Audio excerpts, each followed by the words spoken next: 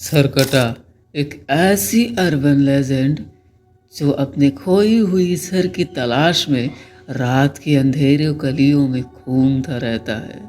और अगर कोई भी इंसान का सामना उस सरकटे से हो जाए तो ऐसा कहा जाता है कि वो सरकटा उस इंसान को मारकर उस इंसान की सर अपने पास रख लेता है। और अब आप इमेजिन करो कि आप उसी सरकटे के सामने हो, तो आपके साथ क्या हो सकता है।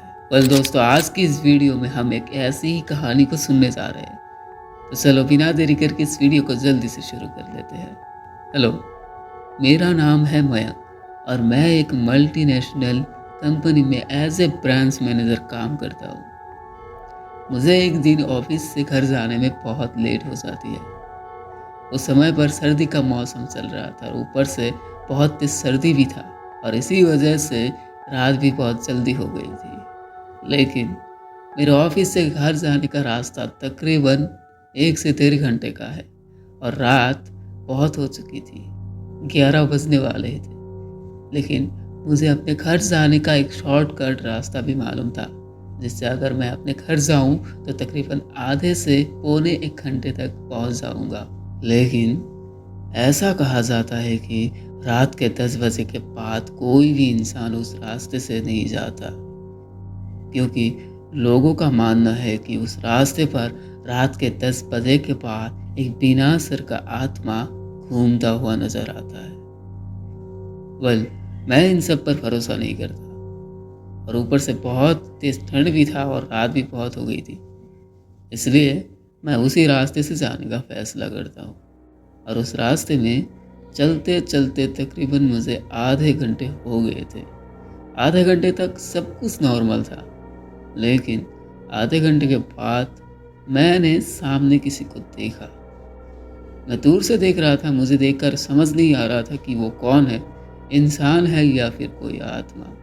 मुझे नहीं पता था, लेकिन देखकर तो इंसान ही लग रहा था। मैं धीरे धीरे आगे बढ़ रहा था, और जैसे जैसे आगे बढ़ रहा था मैं, वो मुझे साफ साफ नज़र आ रहा था। और मैंने जब ठीक से देखा तो वो कोई इंसान नहीं था, वो वही सरकटा का आत्मा था। मैं इसे देखकर एकदम फ्रीज हो जाता हूँ। मैं अंदर से बहुत ज़्यादा डर जाता हूँ, क्योंकि मेरे सामने जो लोग बोलते हैं कि इस रास्ते पर एक सरकटा आत्मा घूमता है, वही मेरे सामने था। मैं इतना ज़्यादा डर गया कि मैं वहाँ से हिल ही नहीं पाया, कि तभी मैंने देखा कि वो सरकटा का आत्मा मेरी ओर भागे आ रहा है। इसे देखकर मेरा डर और भी ज़्यादा बढ़ गया और मैं तुरंत ही वापस दौड़ के अपने ऑफिस की तरफ आ गया। मुझे लगा कि अगर मैं ऑफिस में चला जाऊंगा तो ये मेरा पीछा नहीं कर सकता, और मैं ये सोचकर ऑफिस के अंदर चला जाता हूँ और अपने केबिन की तरफ बढ़ता हूँ। बढ़ते हुए मैं ये सोचता हूँ कि चलो अब कोई खतरा नहीं है, अब वो मेरे पीछे नहीं आ सकता, मैं अब सुरक्षित जगह पर हूँ। लेकिन ये सब सोच ही रहा था कि मुझे पीछे से किसी की आवाज़ सुनाई दी, ऐसा मानो कोई धीरे धीरे चल के आ रहा है। मैंने घूमकर देखा तो मेरा पैरों तले जमीन ही खिसक गई, क्योंकि मेरे पीछे वही सरकटा का आत्मा था जो मेरे पीछे पीछे ऑफिस तक चला आया था। मैं इसे देखकर ऐसा भागा अपने केबिन की तरफ, और भागते भागते मुझे एक बात याद आ गई थी कि मैंने कहीं पर एक बात सुनी थी कि अगर किसी भी इंसान का सामना सरकटे से हो जाए तो वो तुरंत ही किसी अच्छी जगह पर छुप जाए, ताकि उसे पता ना लगे कि कोई इंसान उसके आसपास है। मैं जल्दी से अपने केबिन पर जाता हूँ और केबिन में पड़ा अलमारी के अंदर मैं छुप जाता हूँ। मैं अलमारी का दरवाज़ा थोड़ा सा खुला रखता हूँ, उस आत्मा को देखने के लिए कि वो मेरे पीछे पीछे आ रहा है कि नहीं। जब मैं अलमारी के दरवाजे से देख रहा था तो वो मेरे पीछे पीछे मेरे केबिन तक भी आ गया था, और केबिन की बस इधर उधर चक्कर लगा रहा था। उसे पता नहीं चल रहा था कि मैं यहाँ पर हूँ या नहीं। देखते हुए मुझे इतना ज़्यादा डर लग रहा था, इतना ज़्यादा डर लग रहा था, क्या बताऊँ आप लोगों को।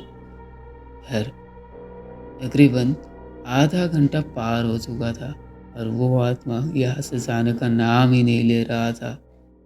मैं धीरे धीरे कब बेहोश हो गया मुझे पता ही नहीं चला, और जब मेरी आंखें खुली तो मैं अपने आप को हॉस्पिटल पर पाया।